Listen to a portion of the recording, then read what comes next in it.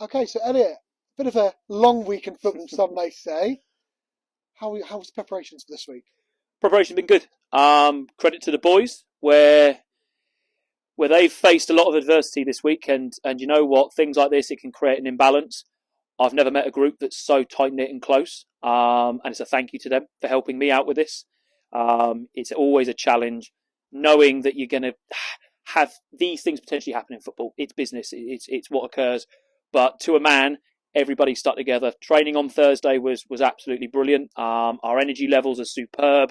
We're still seeing brilliant football on the pitch.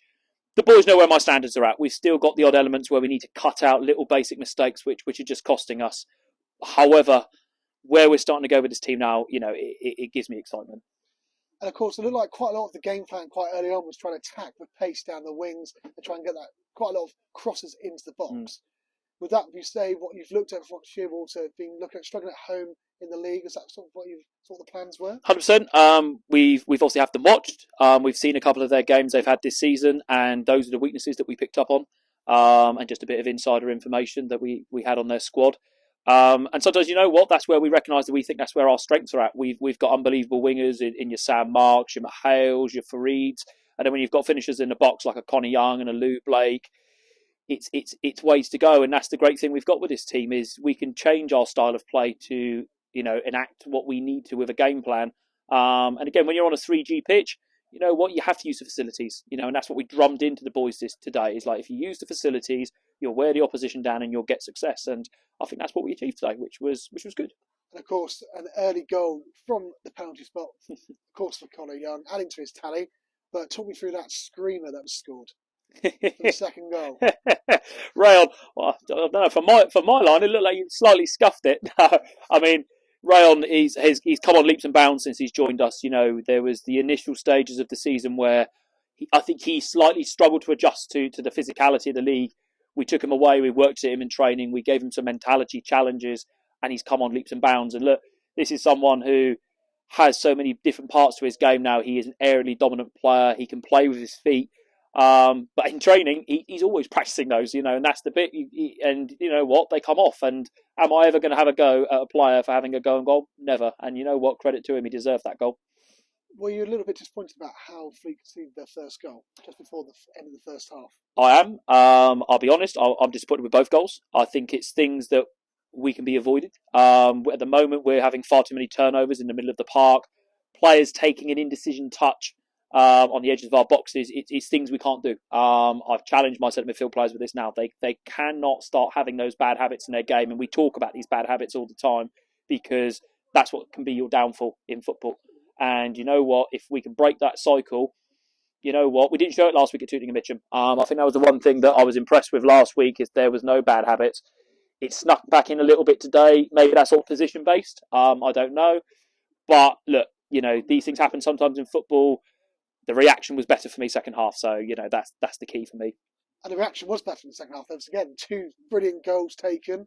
And there was perhaps a few instances where perhaps the ref didn't get things completely correct. And obviously, we'll need to ask you in a moment about how Freed is. But, yeah, 2 great goals. Yes, exactly. And look, again, I talk about the character of this group, and that is something that I just cannot understate enough. And you know what? Again, this is a mention to the former, to Glash and Zebs. We built the squad together, and that was always our big thing, was attitudes and characters. That is what will kick Fleet on. And look, I see it as fortunate. I'm the fortunate one who has the luxury of working with these players, and that's what they showed second half. They were in the dressing room. They've already sorted out their problems. They've already recognised where they're going wrong. And look, we've got leaders in that dressing room. Liam Pessel kicking them, saying, "Look, lads, let's start getting this right. We can't be like this. We're better than this." And those are the things as a coach you love to hear, is when players are saying, "We're better than this." Brilliant. Go hit those marks. And how is Farid? Farid's fine. Look, it was just precautionary. Farid's had a lot of game time for us this season, and he's obviously a very important player. He's a young lad, so we have to manage players like himself. And look, end of the day, I've got players on the bench that, are unlucky this week, I'll be brutally honest, not to be in the starting 11. Mahale has been unbelievable the last 3 weeks in training. His effort and work rate is sensational. Hence, you know what? There's my substitution, and look what he does. He goes and scores a goal. And that's the great thing we have. Again, it's not just an 11; it's a complete and utter squad. So obviously the final scoreline is 4-2 to Fleet, 3 points, a great win, and obviously looking forward now to building towards next Saturday in the FA Vars. 100%. Look, we've again done our research. We know what Amersham are about. They're having a good season in the division below us.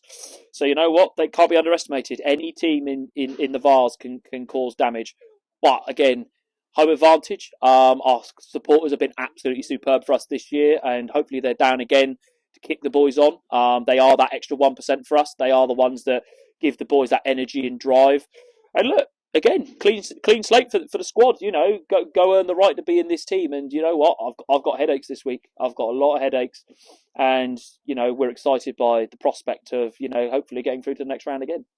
And final question for me this afternoon: your player of the match? A lad that you know what, today could have been his biggest challenge. I'll be brutally honest, and it's a game where you either succeed or you fail. And don't get wrong, I thought Lou Blake was really, really good today. You know, he's challenged himself superbly. Connor Young's been extremely helpful for me, but man, actually, Liam Pessel. It's never easy coming to your former club and putting that sort of performance in. You know what? He's got himself a card and he's managed himself for 90 minutes and led that back four to absolute purpose. And those are gold standard players. You can't find them very, very, very often. And you know what? He deserves every plaudit today. Thank you very much, Elliott. Cheers, guys. Thank you very much.